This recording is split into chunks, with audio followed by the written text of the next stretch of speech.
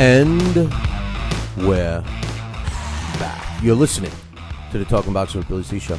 You're watching us on the Fight Now television channel. Glad you could join us. And if you don't have Fight Now on your sports channel lineup, you need to call your local television provider and tell them that you want Fight Now right now. It's that simple. Pick up the phone and call. For all the information about the channel, find it on their website, www.fightnow.com. And speaking of now, joining us, the one, the only, Harold Lederman. Good morning, Harold. Good morning, Gracie. How you doing? Not too bad, brother. Not too bad. Glad you could join us this morning, and been dying to get you on because we've had a bunch of hot topics that I think that you can clear up for us. First and foremost, big fight a little bit ago when Timothy Bradley fought Ruslan Prodagnikov. I loved every minute of it, but there were some issues where people were critical of the referee, and then all of a sudden the judging the judging got into that. Well, I don't think the judging was that bad. The refereeing was, a little questionable. But other than that, it was a great fight. I think Bradley deserved it. Well, he just won enough rounds to win the fight. But Prodagnikov went from a ESPN fighter to a star. I mean, the guy really put on a great show, great fight. Yeah, there's no question about that. What I meant by the judging was that there was a little bit of confusion. The referee missed a knockdown. I mean, you saw it yourself. You said it on the broadcast, and I for the most part, with the exception of that, and actually, Harold, I thought he could have called a knockdown later in the fight in the sixth round. I thought the ropes were keeping Bradley up, but in that situation, as a judge.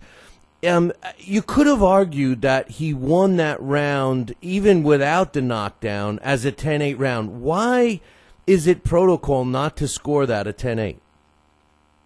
Well, I guess they didn't because there was enough give and take in the round. In other words, Bradley punched back somewhere during the round and, did some fighting somewhere during the round, and the judges thought that, the Prodagnikov knockdown or, non-knockdown wasn't enough to give him an extra point without a knockdown. So they called it 10-9. But, I went 10-8 in the previous fight because, who was it? Jesse Vargas dominated the round from beginning to end. So, but in Prodagnikov, Bradley, they kept going back and forth in rounds 1 and 2, So you had to give Bradley some credit for what he did. So, that's why I didn't call it 10-8.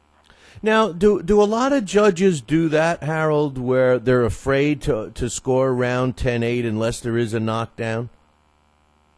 No. I mean, I think most of the judges are attuned to scoring a 10-8 without a knockdown. These were the second round was very, very close to a 10-8 in my mind without a knockdown. But there again, there was a lot of give and take, and you just wondered if Bradley was really hurt that badly that Prodagnikov deserved the 10-8 without a knockdown. So, because there were points in the round, there were times in the round where Bradley really, did very well. So that's what you got to determine. It's a tough call, As I say, I thought that in the Vargas fight, there was a round where he just dominated it for 3 minutes but didn't get a knockdown. So I called it 10-8. But, it's a judgment call. It's hard. I see a lot of 10-8 rounds without a knockdown. I think the judges are pretty much in agreement on 10-8 rounds. You don't see him miss too many. In Prodagnikov, Bradley, they didn't call rounds 1 or 2 10-8 without a knockdown. But, it's a judgment call. In that fight, I got some criticism by some of our viewers and listeners. And then it kind of started a debate all last week. And the issue was this. A lot of people, for some reason, are, looking at Timothy Bradley and said he fought a stupid fight because he should have just boxed and everything else. And they're not really giving Prodagnikov the credit I gave him by forcing Timothy Bradley to really exchange with him. And it kind of opened up into something else. And what that was that, in my opinion, Harold, boxing's entertainment, and although safety is important for the fighters, and that's the number one concern, we want to see fights like what we saw with Bradley and Prodagnikov. At least I do, and some of our viewers and listeners feel that it's smarter for fighters to fight like, and I'm going to mention his name, Floyd Mayweather, where it's safety first and they don't engage. What's your opinion? No, I want to see a fight. You pay to see a fight, you want to see a fight. I really do. I mean, I can't stand Miguel Vasquez. He doesn't fight. He runs. He jabs, he boxes, he holds, he runs. I mean, I can't stand watching that. If Bradley wouldn't have, stepped up and fought Provodnikov toe-to-toe in a lot of those rounds, we wouldn't have seen a great fight. But they paid Bradley a lot of money, over $1 million, to give us a great fight, and he gave us a great fight. So, I like to see a good fight. It was surprising. I never thought Provodnikov had that much power. I think Freddie Roach and his new strength and conditioning coach out at the Wild Card did a great job with him. And boy, he came to fight. He fought like a guy who would knock out any 47-pounder out there. I mean, he was amazing. He really was. And, we knew what Bradley had. Bradley could punch a little bit, and he certainly is a great defensive fighter, and he's got a tremendous jaw. And it just turned into a great fight, thanks to Timothy Bradley exchanging with the guy. I mean, in the 12th round, right before the 12th round, you heard on the HBO microphones, Joe Diaz telling Timothy Bradley, watch out, he's going to try and knock you out. And sure as the devil, Provodnikov went out there and knocked him out in the 12th round. The 12th round was Sergio Martinez, Julio Cesar Chavez Jr. all over again. Yeah. But Bradley stood there, he exchanged with him, he got knocked down, he got up, he made it a fight. It was tremendous. Had he ran all night and jabbed and not fought, it would have been a lousy fight. I agree with you. Yeah, I'm going to give you a comment that I get from the listeners, and they say, "Well, Billy C, then you're not a boxing fan because you want to see a brawl. You don't want to see the display of the sweet science." And this is a lot of baloney. People want to see a fight. That's all there is to it. I mean, all right, some guys can run and box, and but can they run and box and make it exciting? I mean, in my mind, Bradley made it exciting, and Miguel Vasquez, who I talked about before, never makes it exciting because he doesn't fight. He doesn't come to fight. I mean, if I was at the paying fight fan, I certainly wouldn't pay money to see Miguel Vasquez fight because it's going to be a lousy fight every time. You hate that, I agree with you, and we did a recap of a few older fights last week, and two of them had Carmen Basilio in it. One was his 2 fights against Tony DeMarco, and the other was his 2 fights against Sugar Ray Robinson, and I tried to use that as an example about a guy like Carmen Basilio who's, by today's standards, with the younger fans, they don't realize how talented he was. He moved his head a lot, and even a guy like Sugar Ray Robinson, had a hard time hitting him. And I just feel that if there were more fighters like him today, guys like Mayweather wouldn't be as successful. They just don't have fighters willing to take a few shots and then get in there and do what they got to do. I know, you're right. Floyd's a bad example. Floyd's not always impossible. He runs like a son of a gun if he hurts his hands. That he doesn't like. But in any case, I mean, he'll exchange with you on occasion. Certainly in the fight that he lost to Jose Luis Castillo, the first one where he got a bum decision, he stood there and fought. He's been known to stand and fight, but like you say, he does. He does put on quite a defensive show. There's no doubt about it. He's not the most exciting guy in the world. But he is very skillful. Give him credit for that. And I think Guerrero's going to make him fight because he's a big guy who can punch. Well, I think we'll see him in a good one next time out. I've been a little critical. All right, let me rephrase it. I've been a lot critical of the refereeing lately, and what's really been bothering me, and I'm curious to get your thoughts, is today's referee. And again, I'm going to go back to yesteryear for a second. And I kind of look at it, and maybe I look at it wrong, Harold, but I look at the old referees, and I mean old, meaning the old-time fighters, where I couldn't tell you who they are. I never see them in the camera shot. I couldn't tell you who was the referee. And to me, that's a good sign because I'm watching the fighters. It's about the 2 fighters. Today, the referees, they're in the camera shot. They're blocking the judges. They're trying to coin their phrases. I think it's become about them, like they're the third part of the show. And I disagree. What's your thoughts? I know they're jumping too much. I always tell these referees, whenever I see them, I say, you did a great job because you didn't get in the middle of the fight. You stayed the heck out of there and let the fighters fight their fight. It's true, the referees too often get involved in the fight, and it's no fun. You pay to see the fighters and not the referee. When they start jumping in too much, it's really bad. I agree with you 100%. You know, as I say, I've always spoken to referees about it. I tell them, I says, listen, stay out of it. What I really hate is when they start taking away a point in the late rounds, and it turns out to be the difference in the fight. That's really bad. Well, you know, that's one reason I like that Pat Russell, even though he had a bad night in the Bradley fight. He lets them fight inside. You know, as soon as fighters get close together, a lot of referees now are breaking them up, and we've lost that whole art of infighting. Right, Pat. I mean, Pat does a good job in that respect. Yeah, he lets them fight. But anyway, you know, I have an idea about helping the safety of the fighters, Harold, and you know, I've been met with mixed feelings on it. You know, I think that when a young fighter is ready to turn pro, when they're going for their federal ID and stuff like that, I think it should be mandatory that they go under a head scan, just so that a doctor has what you have to look at as a good scan of their brain on file, so that after a fight like a Timothy Bradley and Ruslan Provodnikov fight happens, that if they wanted to do a head scan, they would have something to compare it against. What's your thoughts?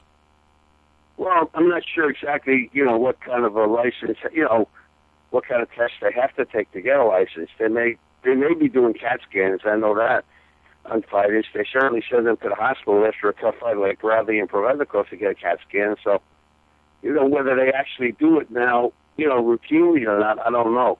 I know that they're doing a study in Vegas. I forgot what it's called, the Lou something or other study, where they're taking guys after a fight and, you know, doing these head tests, and they're able to tell how long they should be fighting before they should retire, you know, so that they won't get any brain damage further on down the line.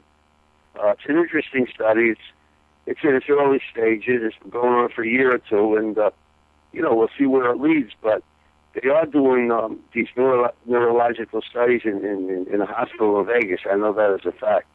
That's good. I'm glad to hear that, because you know, as much as you and I both agree, we want to see these entertaining fights. On the other hand, we want these guys to be able to you know, live outside of boxing when it's over and said and done. So I'm glad to hear that.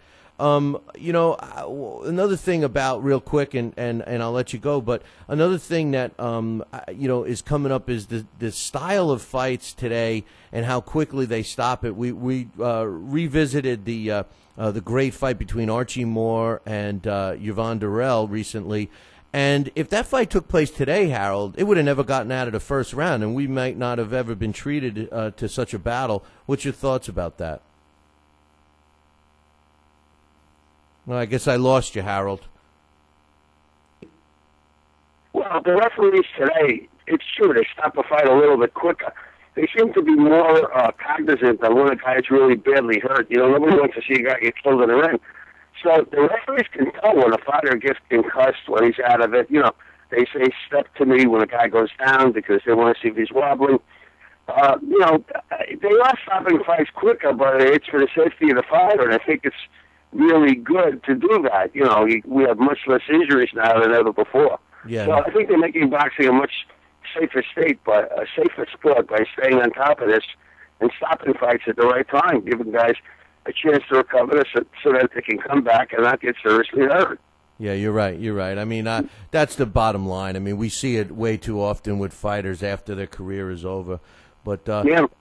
Hey, one last thing, Harold. I wanted to congratulate you on winning the very first Burt Sugar Award from Ring 10. What's your thoughts on that? You're starting to rack up the awards, aren't you, brother? I don't know why. It's that little award that they created for boxing historians who've been in boxing a long time, you know, like Burt was, and I was fortunate enough to be voted the winner. I'm excited about it. And interestingly enough, I made the California Boxing Hall of Fame, and that's a huge thing for me.